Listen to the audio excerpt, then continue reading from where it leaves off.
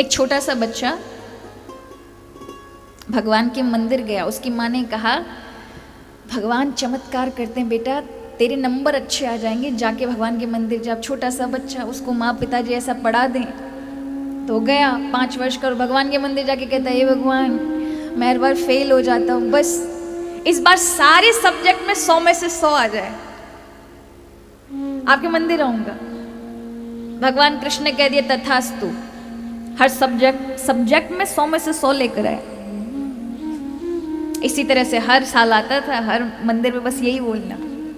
जब 10th में आया, 12th में पहुंच गया, उसमें कहता है भगवान अब मुझे ऐसा करिए कि इस पूरी कॉलेज में मेरे अच्छे सबसे नंबर हो। 10th में अच्छे नंबर आए, 12th में उसने कहा पूरे डिस्ट्रिक्ट के लेवल पे अच्छे नंबर हो भगवान, तथास्तु। डिस्ट्रिक्ट लेवल पे अच्छे नंबर ले आया। इस यूनिवर्सिटी कॉलेज में मेरा अच्छा एडमिशन दाखिला हो जाए भगवान, हो नहीं रहा, तथास्तु। अच्छे कॉलेज में जिसमें चाहता था उसमें हो गया।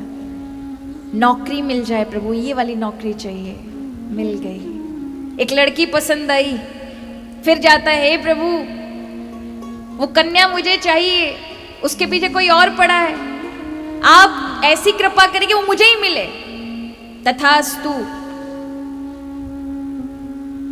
भगवान अब देखिए, पहले अकेला आता था, पत्नी के साथ आने लगा मांगने के लिए। हे भगवान अब मेरे 2 बच्चे, एक बच्चा हो जाए, शादी के 3-4 साल हो गए, कुछ नहीं हो रहा, तथास्तु। बच्चे बड़े हो गए, अब प्रभु से एक ही प्रार्थना करता है हे प्रभु बस अब कुछ नहीं चाहिए, सिर्फ मेरे ही शहर में मेरा ट्रांसफर हो जाए, जिससे मैं मेरे घर के अंदर ही, मुझे इतना दूर ना रहना पड़े, तथास्तु। अब उसने कहा सब कुछ तो हो गया, भगवान ने हर चीज कर दी, मेरे जीवन में सब कुछ है, अब मुझे चैरिटी करनी चाहिए, समाज की सेवा करनी चाहिए, जो मुझे प्राप्त है उससे सेवा करूं। तो उसने नियम बना लिया, जो भी आएगा सबको 10 रुपए दूंगा, जो भी गरीब आएगा, कोई अंधा आता उसको 10 रुपए देता, कोई लंगड़ा आता उसको 10 रुपए देता, कोई गरीब बच्चा आता उसको 10 रुपए देता, कोई विधवा महिला आकर मांगती उसको 10 रुपए। उसका यही नियम था, 10 रुपए देना सबको, जो भी गरीब आएगा उसको 10 रुपए। तभी एक बच्चा सुबह सुबह आया, उसने 10 रुपए गरीब समझ के दिया, तुरंत उस बच्चे ने रखे, दोबारा से लाइन में लगकर आया तो एकदम से हड़का के बोलता है अभी तो लेके गया था, फिर से आ गया। छोटा सा बच्चा आंखें तरेर के कहता है नर्सरी से लेकर के तबादले तक तू इतनी बार आया, मैंने कभी नहीं कहा कि क्यों आता इतनी बार, तू 2 में ही परेशान हो गया, तो तेरे देने में मेरे देने में अंतर है, तो इतनी बार मांगता गया, मैंने कभी नहीं कहा तू क्यों आया, दोबारा से आ गया और तेरा 2 बार का देना मुझे अखर गया, तो इसलिए क्या सेवा कर सकता है। और वास्तविकता में महाराज भगवान के जैसा दे भी कोई नहीं सकता, वो जो देता है हर बार देता रहता है, हमारे अवगुण पे विचार भी नहीं करता तब भी देता। और हम किसी को दोबारा तिबारा नहीं दे सकते कि एक बार दे दिया, 2 बार दे दिया, तीसरी बार में तो हम खुद ना जाएंगे, अरे अभी तो लेके गए फिर से दोबारा आगे तो यहां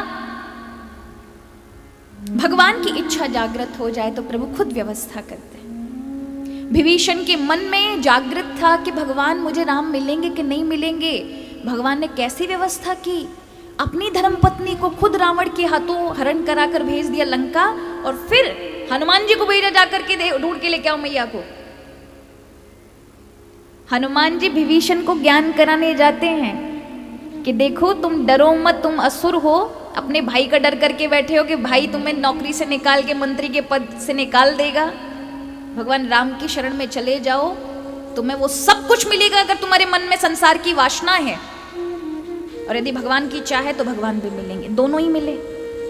संसार में जो एक राज्य की चाह थी तो लंकेश्वर बन गया, भगवान की चाह थी तो भक्ति प्राप्त हुई और चिरंजीवी हो गया, मतलब अभी तक नहीं मरा, अभी तक जीवित है, मृत्यु भी उसका बाल बाका ना कर सकी। तो भगवान की चाह होनी चाहिए, और जब आप चाह करते हैं प्रभु अपने आप व्यवस्था, अपने आप मार्ग बनाते हैं। आज नारद जी ने चाह करी कैसे मैं भक्ति महारानी का कष्ट दूर करूं, तभी उनका मन एकदम से, मन ने कहा कि चलो बद्रिकाश्रम चलते हैं, और नारद जी बद्री धाम पहुंच गए।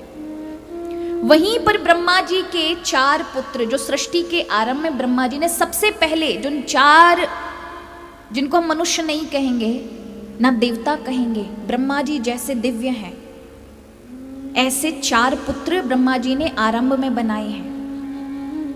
5-5 वर्ष के बालक की भांति रहते हैं। इनका नाम है सनक, सनंदन, सनातन, सनत कुमार। ये 4 बालक दिखाई पड़ते हैं। नारद जी तुरंत जाते हैं। ये चारों एकदम से रुका के कहते हैं, कथम ब्रह्मंदिन मुखा कुत्स चिंता तुरा भवा। अरे देवर्षि नारद, रुको रुको, दुखी क्यों जा रहे हो? किस बात का कष्ट है तुम्हें? लगता है किसी चिंता में हो। देवर्षि ने प्रणाम किया, बताया मैं इस तरह से दुखी हूं क्योंकि भक्ति कष्ट में है। भक्ति के 2 पुत्र ज्ञान वैराग मूर्छित अवस्था में बूढ़े हो गए। उन्होंने कहा एक काम करो,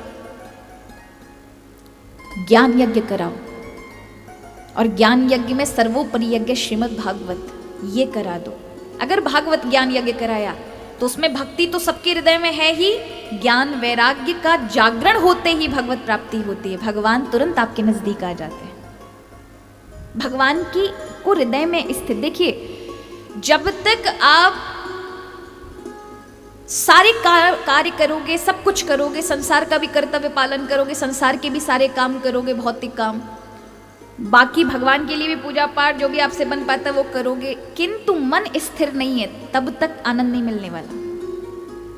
जो हमारा मन भटकने वाला है, ये जब तक हृदय में स्थित नहीं होता, और ये हृदय में स्थित कब होता है? या तो ज्ञान के मार्ग से, ज्ञान श्रवण किया जाए, सत्संग श्रवण किया जाए, तो ये मन हृदय में स्थित होते ही शांत हो जाएगा, आपको हर चीज में आनंद आएगा।